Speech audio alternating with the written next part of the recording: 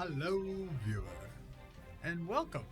We are Chaotic Sentimental. We are A small group. a small group full of big feelings and bad decisions. I wanted to say a league, and we're no longer a league. We've evolved from that. Yeah, we're better than that. I'm here with some lovely people, and we are going to play some Dungeons and Dragons, and we have a wonderful story for you. But let me introduce the cast. I keep thinking about the last time when we did it. It was so much fun. Okay, so do you want something that's more like that next time? Sure. Yeah. I think we can change it up. Going down the road here. But we'll figure that out now. Or after. We'll You're figure that breaking out. the rules. We'll figure that out later. Can't break the rules, Charlie. No, rules are made to be broken. They are not. They're actually quite meant to do the opposite of that, but okay. I know. You should have Peter do the introduction. Ooh, yeah, do it. Let's hear it. Peter, Introduce the cast. come on. Is he introducing the cast or is he doing the whole intro? He's gonna, whatever. I don't know. Whatever. Peter, whatever you feel, you do. Yeah. What does Peter feel like?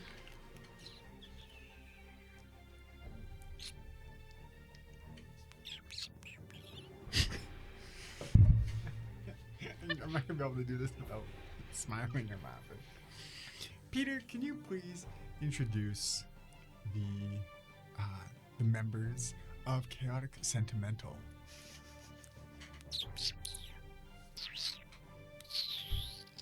Hello. Good evening. We have to clap. Yay!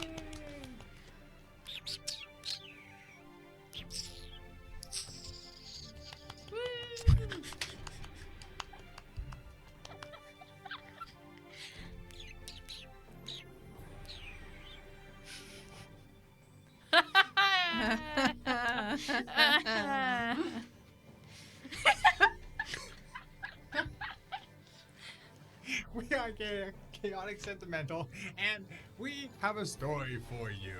So sit back and enjoy. Roll the intro. Rolling the intro. I understood every squeak. Yeah. So. Yeah, that's.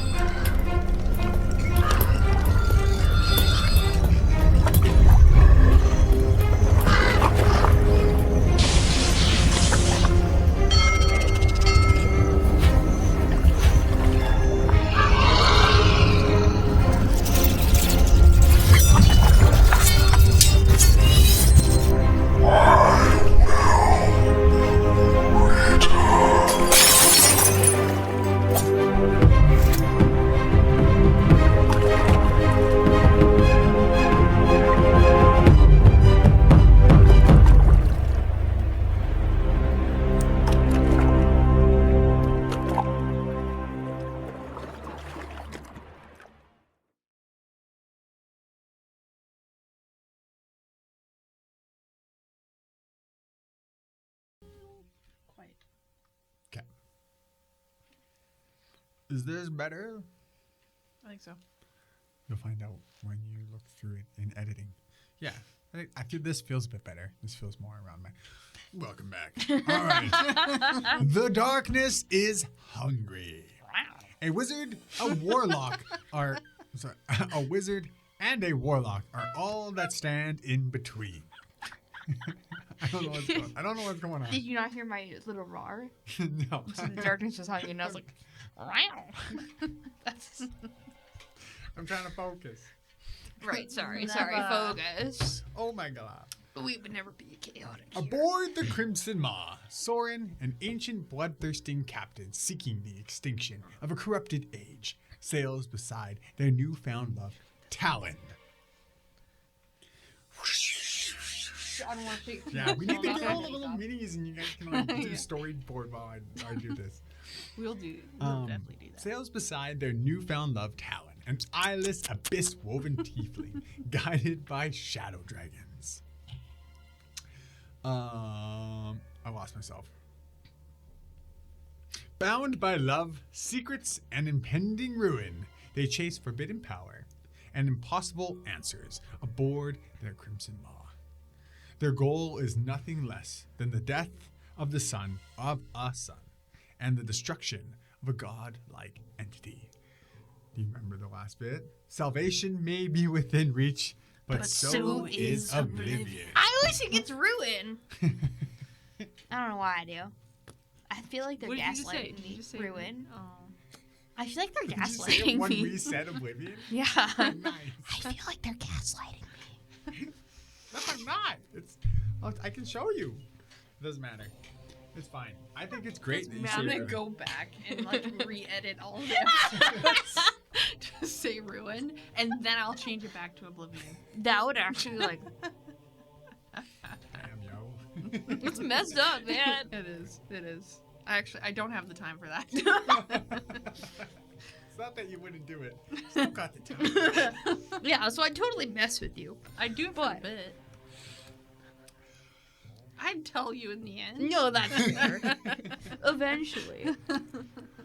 Previously on A Sea of Shadow, our Umbral adventurers landed at Barcarolle to stock up for their journey and have a bit of fun before they set sail into the Haunted Cove, and most likely where they will meet their demise.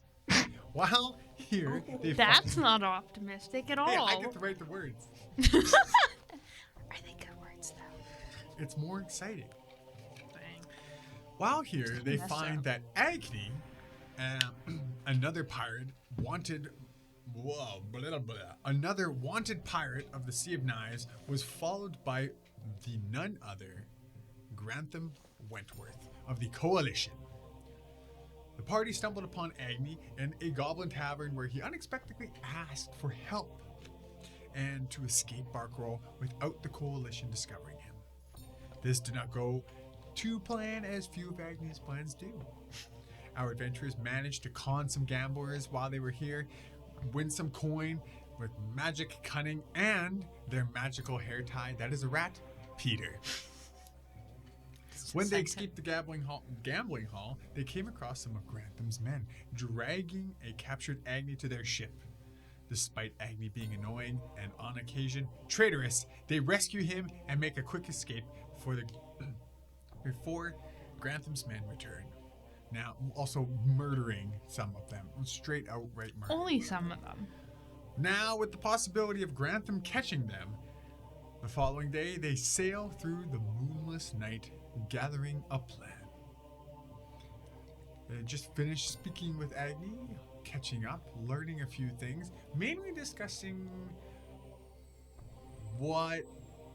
Well, Agni was mostly curious in like what you were doing. Why the fuck you go into the Haunted Cove? Because we're crazy. Because y'all crazy. I don't know, how clear were you with that?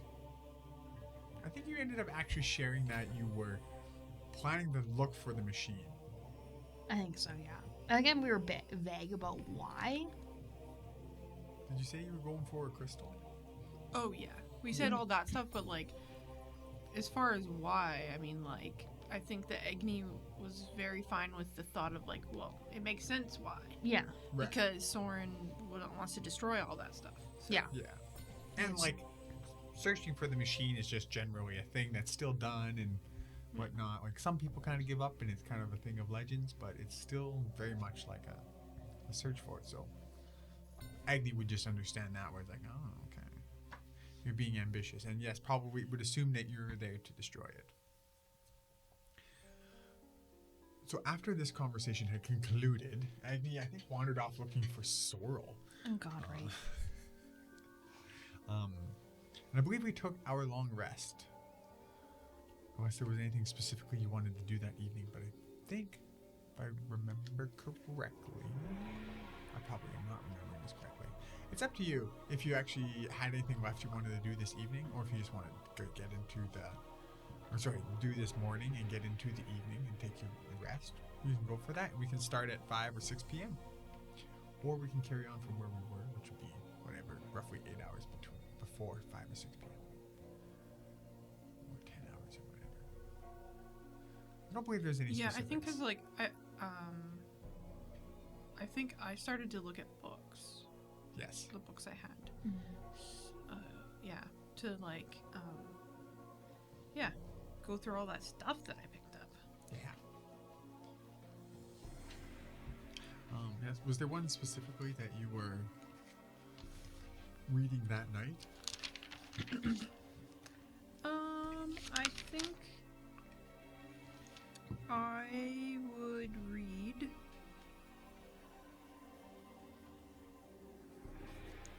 How long do you think you would read for?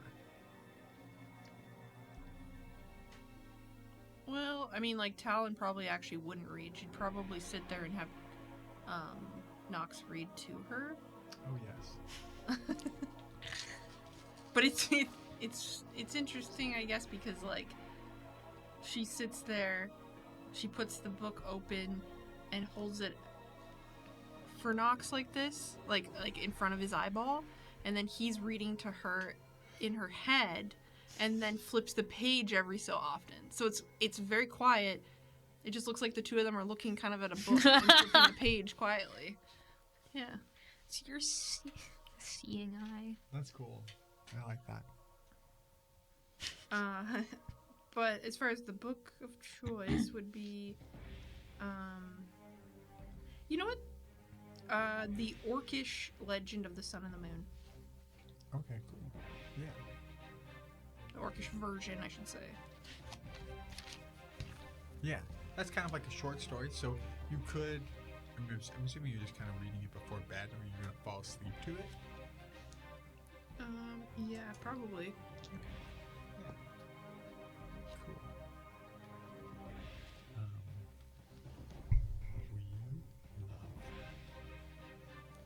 We love. While I search for some quick notes on that, Sorren. You doing anything specifically for your bedtimes?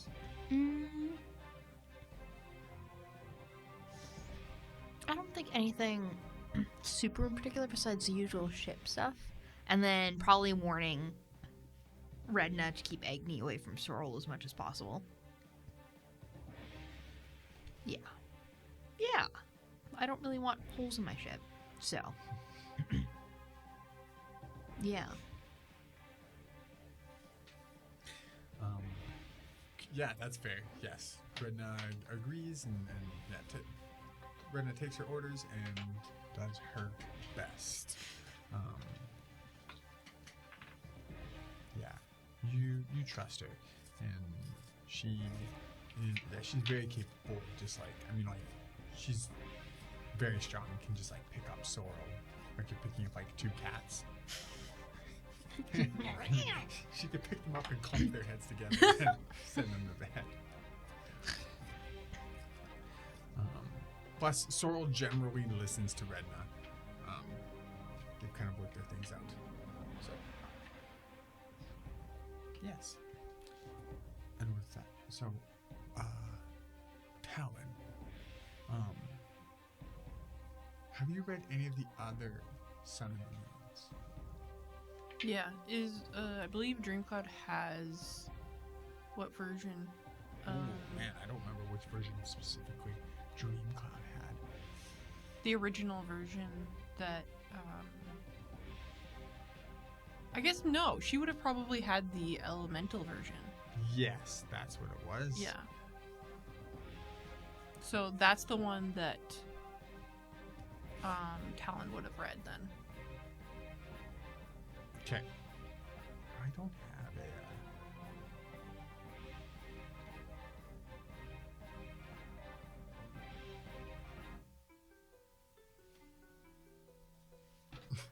Whoa, what's happening?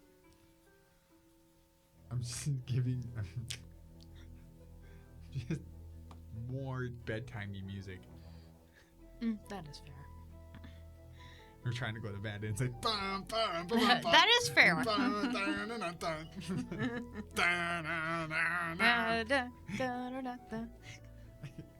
I feel like that song's kind of the theme song of this campaign. Yeah. It's my brain is familiar with it now. That, like, though, like sometimes I'll hear it. Actually, just a couple of the songs in the playlist. Just the songs in the playlist. I'll hear them and I'll be like, "What is this? I know this." Yeah. Shout out Midnight Syndicate. Yeah, thanks, guys. But it is nice to have a nice calming.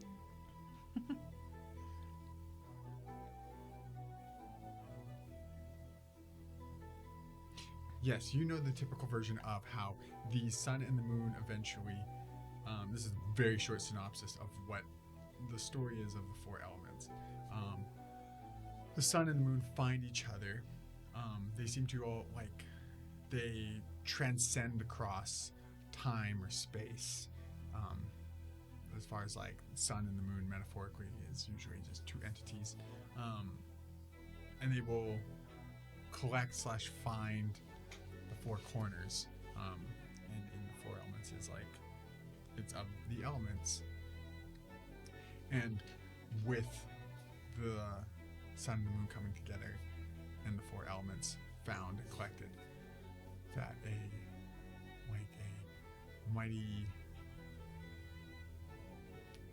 ritual or event happens that is basically powerful enough to like find and seal things and fulfill this prophecy, and basically the sun and the moon in the end of it become one, and things like that. It's like the quick synopsis of how the story that you know. There's much more into it. This orcish version is sounding kind of familiar, but it's that the sun and the moon, or what represents them, find each other kind of more near the beginning of the story, and it's about how they grow and connect and start like something more. They have they bear child, or they,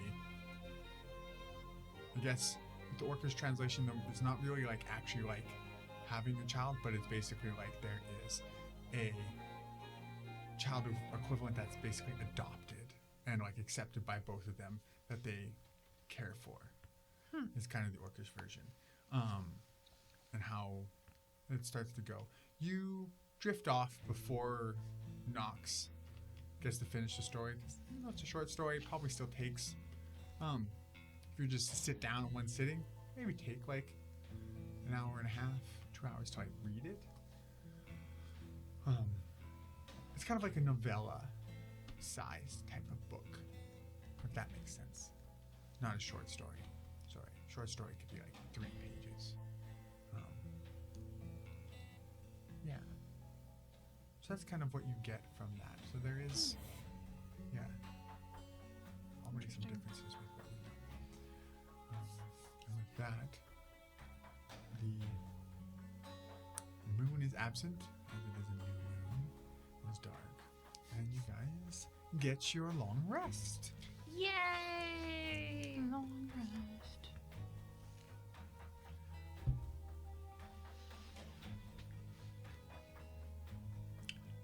Sorren, you wake up around 5, correct?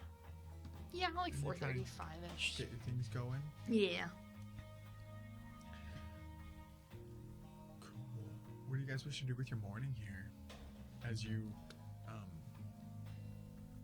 one of the things that was probably most likely a concern on your mind was that you had left, and slept through the day where you knew that Grantham was back in Barkable, and he knows that you are harboring Agni and who he's in search for. So you did not see him leave on his ship right away. You know that his ship is faster than yours. But it's also dark as shit outside, and he would be foolish to try and take his ship out at night in this new moon night. So the question that is kind of maybe you even wake up to is like, is he on the horizon? Is he there and sailed through the whole day and has gained on us, or not? So as you come to your deck and you look out past behind you in the horizon, you do not see a ship. No one comes to you with any concerns or any such things like your scout in the crow's nest. Nothing like that has been reported. So as that doesn't mean that they still couldn't catch you. Or aren't there. Or what? It doesn't mean they're not there. Trixie. So you have invisibility on an entire ship. That'd be scary. I mean, he's rich, right? Yeah. He's a rich little A nepo cloaking baby. device on a ship. Yeah, you never know. If you got the money. You got the means. So there's, that general kind of feeling of worry where you're like, there's probably someone after us, but you can't see them yet. You almost would feel better if you just knew. Yeah. But with that, you got your full night ahead of you. Is there anything you specifically wish to do? Your ship is sailing fast. That is something that you intended to do. Hopefully you can just put as much water behind you as you can. Yeah. I think that's the plan is go as fast through the red water as possible. Because how long does it take to get You across? have another, it's 2 days from Barcool. Okay. So you're basically halfway there right now. Okay. It's like, so you have like this night and then the next day, and then you basically would arrive there around this time the next day, 24 hours from now. So you'll come to the northern, I can't remember which way my map is facing. Yeah, the northern entrance. There's a couple entrances, set 3 specifically. Yeah. To the red waters. To the red waters. Okay, and then which can be kind of a dicey entrance, but Okay. we'll see. Well, just because it's Narrow? no pirates come in and out, and it's just like there's only 3 entrances, so at some point you will see. It's a high chance of seeing someone, either pirates or coalition ships. Good thing we're not pirates. So, who knows? Okay.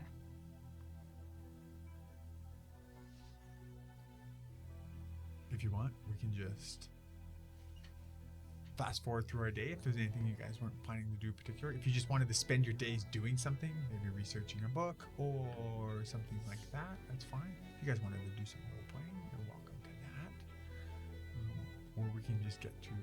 I definitely we can want. just fast forward to. I definitely want to talk with Sorren before we fast forward. Yeah. Love it. So like, it's morning. We've Yeah. We'll say it's Done like our- your 6 p.m. okay. Yeah. Yeah, morning. Morning. Yeah, you Our can, you morning, can yeah. choose what time in the morning you want to be or whatever. If you're still getting, like, you're still waking up, or after you Getting come out ready. onto the decks, and Sorren's already done their shiply routine. You gotta have a routine. Okay. Well, I'll go find Sorren.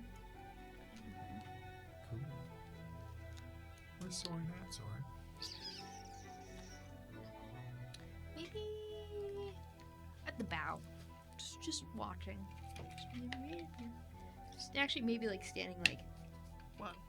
on the bowsprit, just enjoying the wind. Worrying a lot.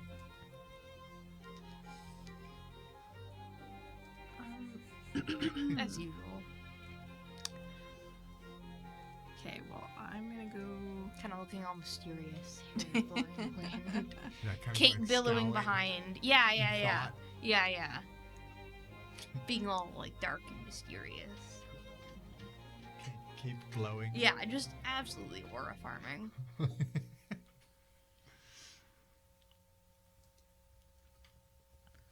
I will walk up close to there and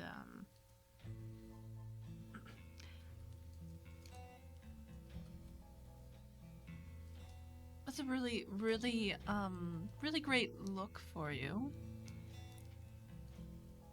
You look quite nice. I'll walk back over so I don't have to shout across 10 feet or whatever.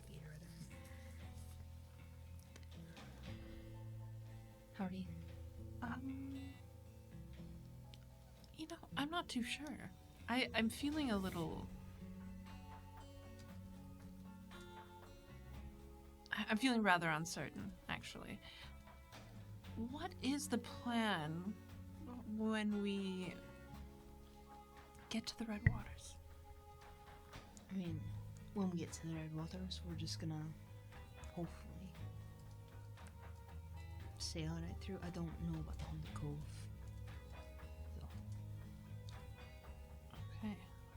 So, Okay. What's the likelihood then that we will actually get through the Red Waters? Just sailing through. we might run into either a coalition ship or another pirate ship. It's not uncommon. And We have sailed these waters before. okay.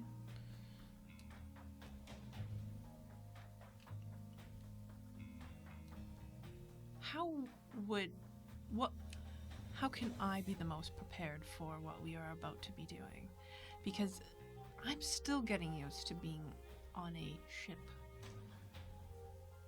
and knowing how to be ready for something, or knowing, because I don't have enough yet to reference, I guess. So I still feel like I don't know what I'm doing all the time, and I don't like feeling that way. It's fair enough. Did you have... What do you mean by ready, I guess? Well, should I just be standing and looking out to the waters and waiting? You don't have to. I like to. But it's what Brenna was up there for. She watches, so we don't have to. Right. I mean, if you want to, you're more than welcome. Mm. But not a necessity. Right. And when we get to the Haunted Cove,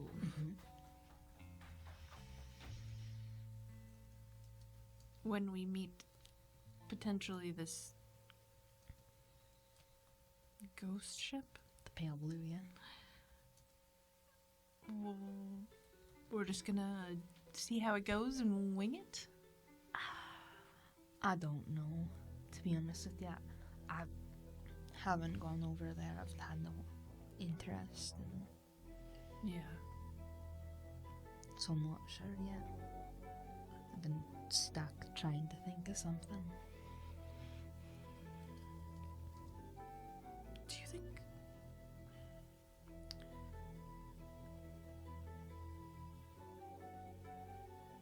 What if Cricket's already there? There is a possibility of that knowing her. Yeah. She very well could be. Don't know how she got there. If I'm gonna be honest, but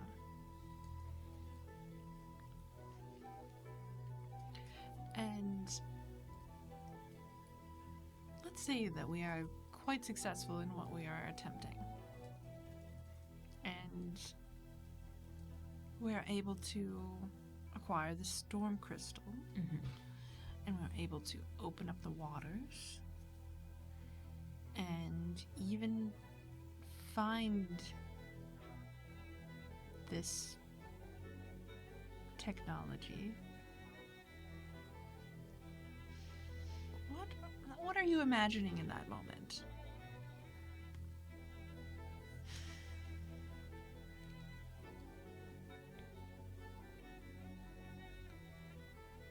I don't want it to exist anymore. I would very much like to see it destroyed. However, in order to get you back, did make a deal with France. And I'm worried that if we break it and destroy it, he's gonna do something to you.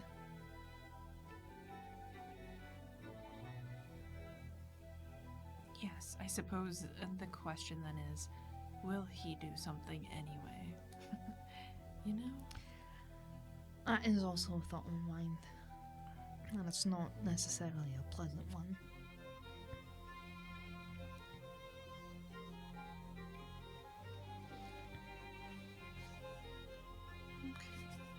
What do you see happening in that moment?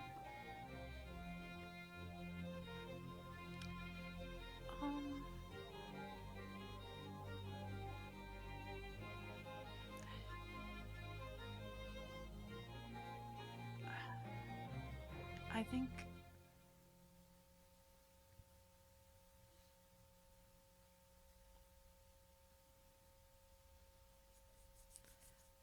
oh dear.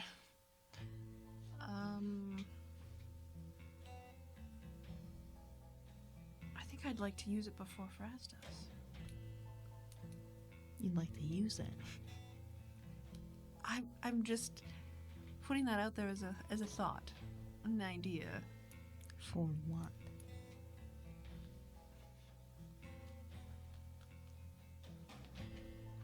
To For have what? the upper hand with Fraz. How? Nothing good can come from that.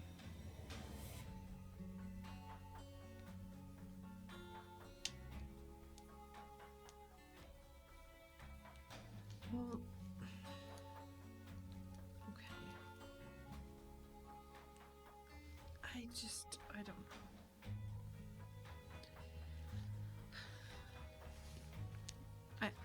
I don't know. It's either we use it or he does, don't you think? Or nobody uses it and it's destroyed. Yes, that is. I suppose that's an option. Yes. The first one, I'm sure. Oh, goodness. What? I just think that it feels kind of like my.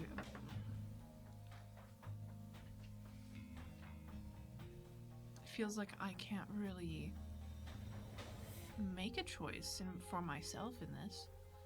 That will have a higher likelihood of something playing out well for me. That's how it's starting to feel, I guess. As we're getting closer to this, and with the possibility that we were able to do this, I just think it's getting closer to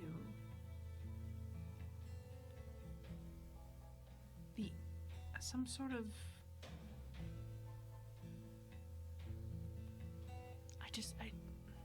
I think Fraz is going to probably keep me anyway.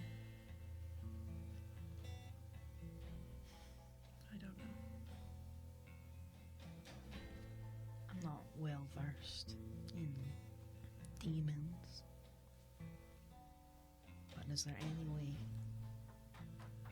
to break that?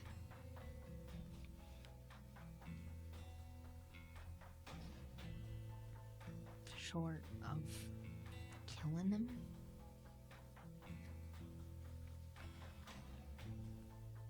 If we had someone else on our side that was well versed in that, was a possibility, I guess. But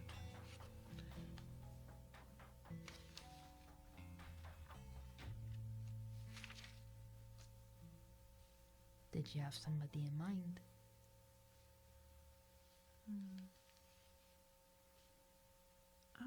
I don't know because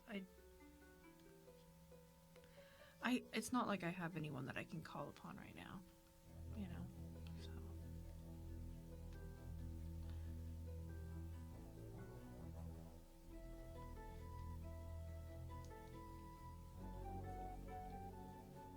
I just think maybe I don't know. We just need to, I think, maybe think about what we're gonna do in that moment.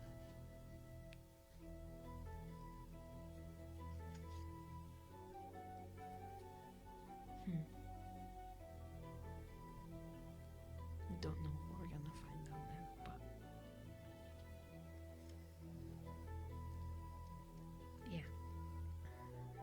We'll have to think about it.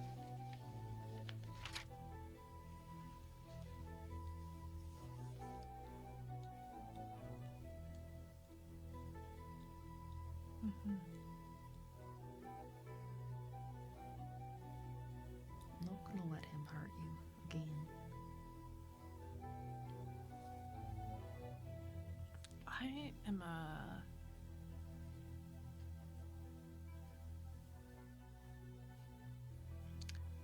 I think that there are many ways this could play out that you wouldn't really have even an opportunity.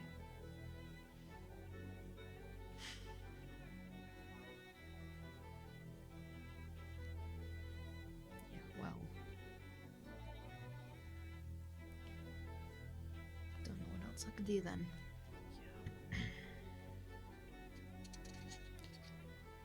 Yep. Well, maybe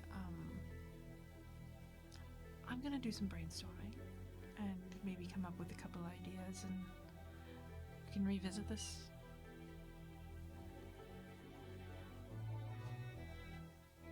Because I think that will be, if we manage to pull this all off, that's right around the corner. Yeah. Definitely.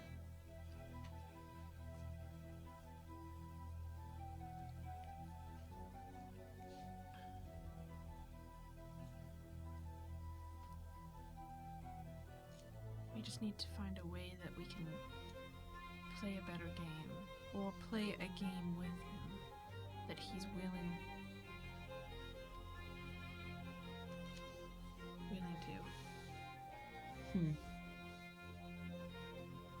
But it's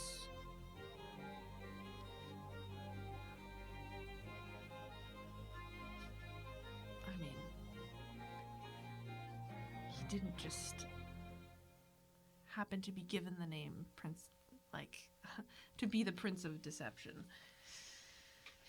You don't really just fall into that. So.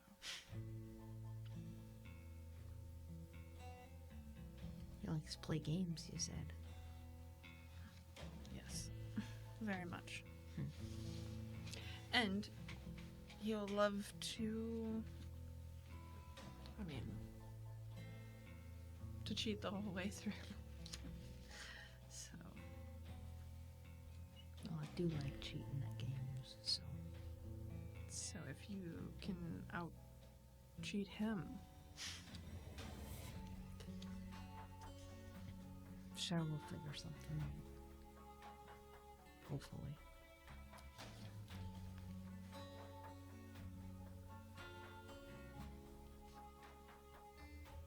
Okay. Well, enjoy what you were doing. Thinking. Right. And I'm just gonna wander off.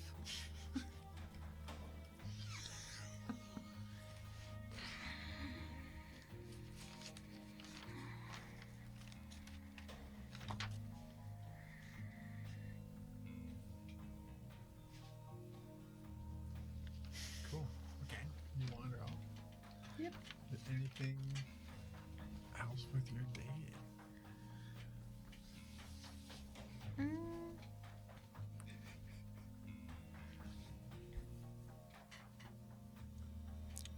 No, I think Sorren's just gonna be broody. I think slightly a little bit pissy after.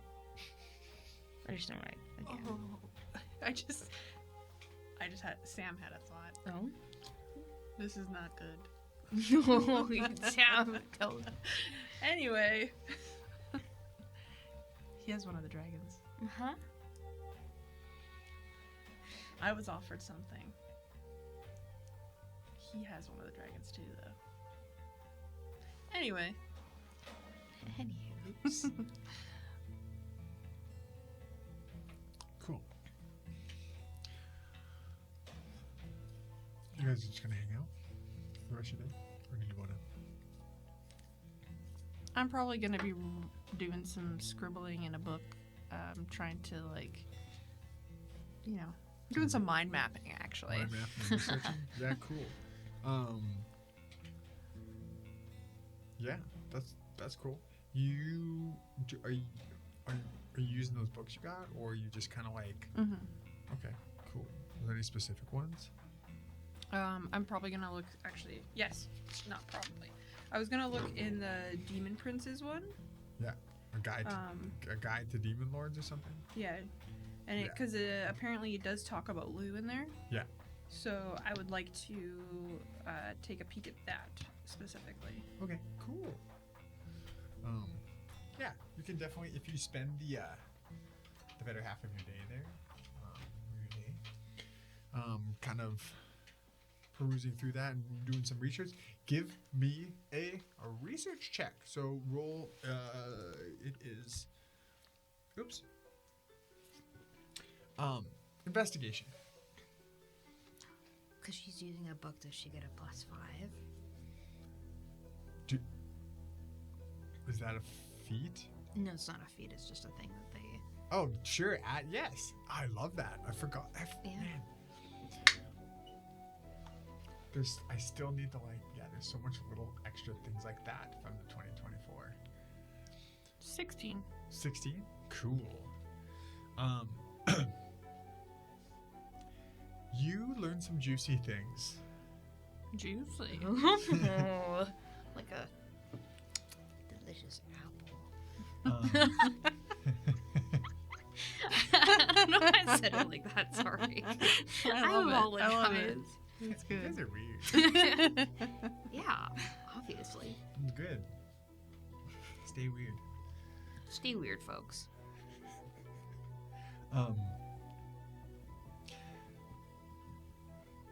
You come to a part about followers of Fraz because they're not really known. He's the Prince of Lies.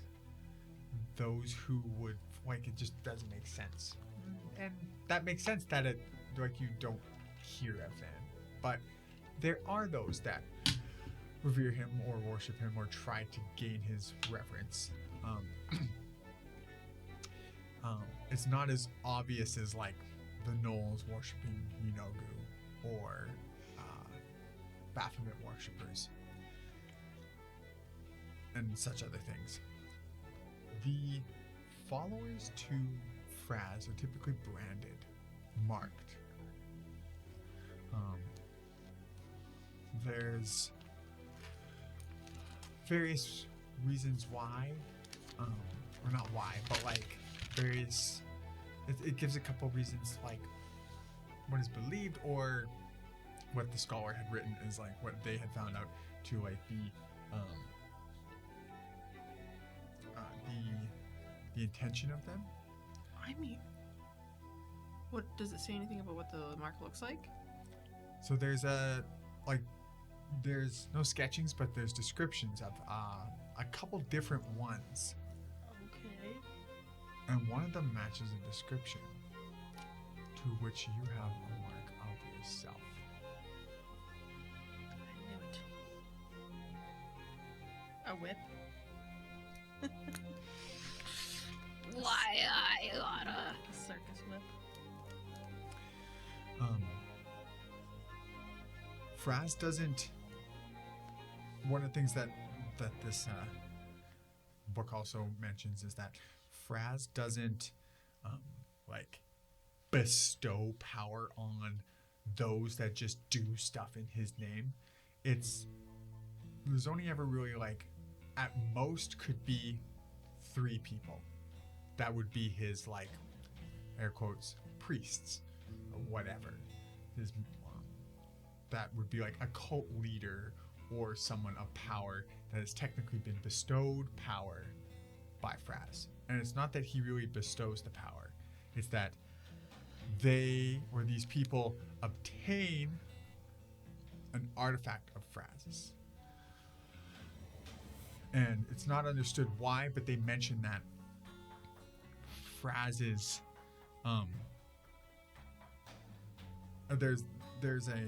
they mention that in another writings of some other demon demon lore that Fraz used to have a powerful staff and then it is destroyed and it has not been recreated and these parts are missing. But that these pieces are known to be lingering around in the in the planes in the multiverse, or somewhere hidden, lost, or whatever it is.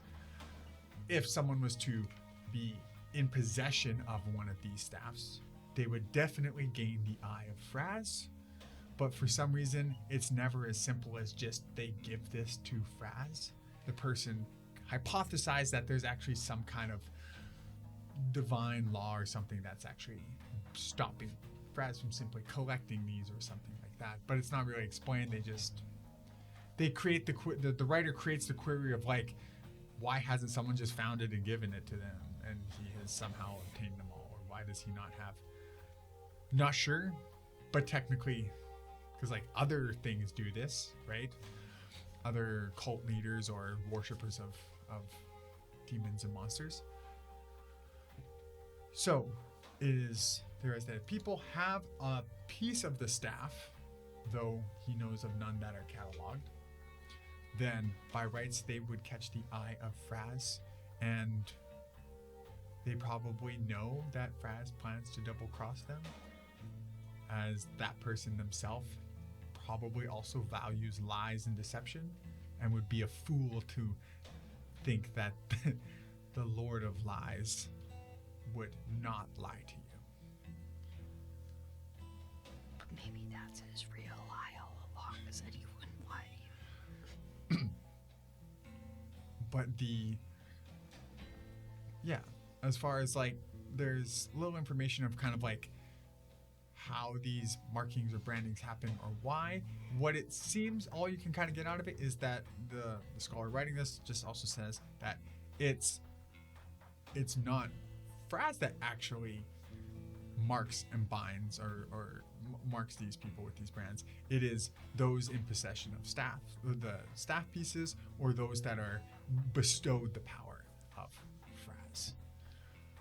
As far as like how it's done, he straight up says, I have no idea. I would have to ask the people that do that, and they dare not.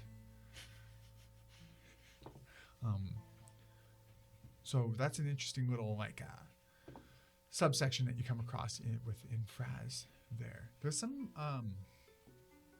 another little bit there, maybe kind of later, after you read that you also learn a list of kind of just known enemies to Fraz, as he actually has quite a lot of enemies, and not a lot of good, a lot of bad enemies as far as demon lords go. Demogorgon enemies, Orcus enemies, Grazitz enemies, Lolth enemies. So some of the most powerful demon lords of the Abyss Just massively beefing. are enemies to Fraz. And yeah, that's probably the juiciest stuff. If there's other probably knowledge if you want to know, but I can give that to you. Do you have any questions? So it says in there that those with the staff pieces are the ones that make the markings Yes. specifically. Yeah. It's a way of them like collecting followers for Fraz, but it's kind of weird because like Fraz doesn't actually he doesn't bestow power to people worshiping him. It's basically like he allows them to use the parts of the staff if they happen to be in possession of it, and weave their lies and such things, whatever this person wishes to do. But in turn, they are branded with such a mark that gives some form of dominion over them. It's never clear on what kind of dominion. I think that would connect some more dots for Talon, and she's probably, at this moment, she's actually feeling like, oh, I've been brainwashed and trafficked. Yeah.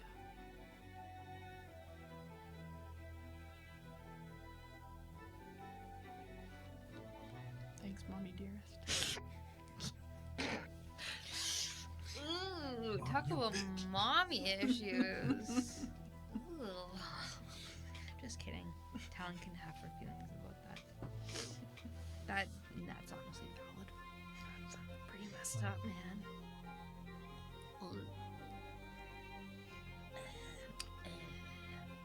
With that information, do you conclude your day?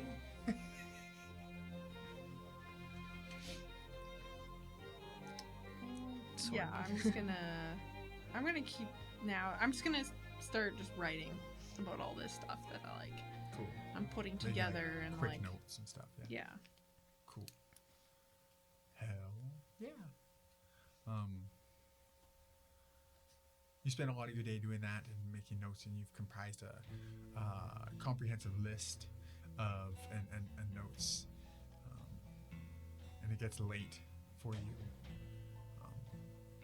where you feel like you started to drift away at the quill even, and you've smudged some ink, and it's probably a time for rest. It's been good. It's a lot of words. Been staring at words all day long. So whether this is around bedtime or maybe a few hours before, you do feel like, man, I'm tired of this. I need to take a break. You guys can end your day. Sorren, just before you go, there you can see the beginning of the mountain line that is the entrance to the Red Waters. Off in the distance, the entrance to the Red Waters is can be perilous for a couple reasons. One, the waters kind of like funnel and are kind of rampant and a little treacherous. And as you pass through, you can definitely it's easy to be thrown overboard or such things. It's just a very windy, strange. It's almost kind of like this phenomenon of just these strong winds or like large waves that kind of push and pull you around, as if it doesn't seem to matter if you're going in or out. It's as if the ocean resists you from doing either one. If you're in and trying to get out, it's like you have to fight to get out. But if it's the other way, you can literally sail out like 8 miles, turn around, and you'll have to fight to get in. It's just this part of it. Yeah, and it is possible that like maybe someone's coming in at the same time. You cross paths at the door. So you do know what's up. Your crew has come in and out of these waters before, but there is some prep ready to do. Everybody's gonna have to brace themselves and go. You've done it enough times without losing people, but you have some fresh feet on your ship. Who knows? How have the new people? The new recruits been? Yeah. They've been good. Like the 2 that you found and hired, they're as far as like ship functioning goes, they're doing great. Like they're fine. As far as like learning the crew and things like that, they're the 2 like Moxfield and Pete don't really seem to have developed a relationship. But like even though that they're new guys together, but Moxfield has seemed to spoken the most to Valen, and Pete has coincidentally spoken the most to Redna. But as far as like new guys on a ship, they're functioning great. There's always like not uneasiness, but like questioning along with the crew of like, is this person going to cut it? Usually takes about a week before like generally the crew's like, they'll be dead by then, or like I don't know if they're going to live much longer, or if the crew generally likes them. Okay. It takes about a week before like you kind of get a whole feeling from the whole crew of how people feel about them. So far, it seems all right. Cool. You've had worse on day 2 and day 1. Beaut. As far as Agni's crew members go, they're doing fine too. They are also sailors. They know. Mel doesn't talk. They are very also like stoic. They have not taken their helmet off. No one's seen them without out of their armor. They'll sit and lean against or lay down in it, and it's hard to tell if they're just like in there awake looking through their armor or if they're asleep. Atticus has made some some good acquaintances. Atticus is very just kind of personable. He's very much like kind of large, friendly, giant kind of vibes. So no one really has any reasons to not be upset. No one's really upset with Atticus. He is fully capable in all of his sailing capabilities and things, and he's pretty handy because he's giant and huge, just like your Minotaur one. That strength is handy when you're trying to yank the fucking sail and turn and just do things quickly or reach up high. He has a hard time fitting down below, but he does. And Agni has surprisingly been fine. He talks a lot and is kind of annoying, and if you're tired of hearing his voice, you go to the other side of the ship and things like that. No, mostly it's kind of like people just telling Agni, you need to stop talking now. Whatever it is. But nothing it's only been a day or two. Maybe if people continue to get annoyed with Agni, things might kind of develop, but things are fine so far. So at least, you're hoping at least just make it into the Red Waters before somebody gets grumpy. So that's kind of the update with how things are going. Getting into Red Waters will be a good test for the rest of the crew here, the new crews. So with that, you take your rests, and you wake up with the large gray and brown mountains that is the entrance to the Red Waters. They're very huge. Yikes. And they stretch, they can basically cover your whole side of the horizon. But Sorren, after you kind of do your morning routine and you come and you step out onto the deck, you are quite a few miles out still from the Red Waters. Maybe 2 hours of sailing still. She'll probably get there around 8 p.m. But Brenna, is that who's in your crow's nest? Oh, I think I remember. Or is that the person who died? I think actually that might have been. Give me a second. I'll go look. I can't remember in your crow's nest.